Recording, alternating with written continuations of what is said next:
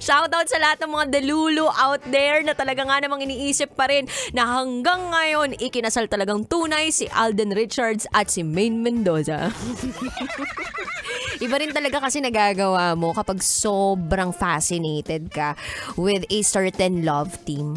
Parang nagbe-build ka na ng mga idea of them but not the reality of them.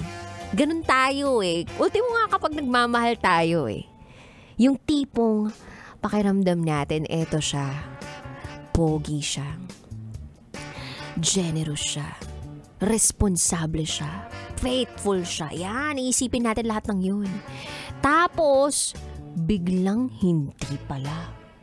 At kapag nasaktan tayo, nagising na sa katotohanan, dun lang natin marirealize na, ay, ang pangit pala niya. Charot lang, Wedarot. Pero anyway, Kabisyo, natanong ako kung sino yung paborito mong love team or kung ano yung paborito mong love team. Kasi ang daming existing ngayon na love team na talaga nga namang nakakakilig. Alam mo yung Don Bell? Si Donnie Pangilinan tsaka si Bel Mariano. Dumadaan siya lagi sa feed ko. Tapos sabi ko, ang ganda nitong taong to at ang pogi nitong taong to.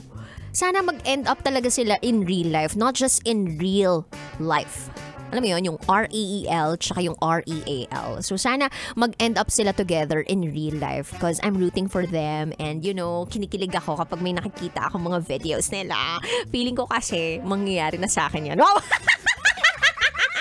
Because you know, it's my birthday month. Tsaka marapat lang sana at dapat na maging maligaya ako ngayong malapit na yung birthday ko. Kasi nga, hello, I'm turning. Hindi ko na i-reveal yung true age ko.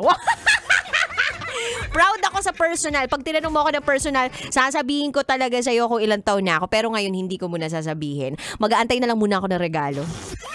Anyway, Kabisyo, sumapit na yung oras para ako'y magpaalam. I gotta say GTG as in Gotigo. Susunod na po ang programang Ed Sarapan kasama si Diego at Tanghenyo. At ikay nakatutok dito lang yan sa stasyong Feel Good, Feel Good, Feel Good. 90.7 Love Radio. Bye-bye, people of the universe!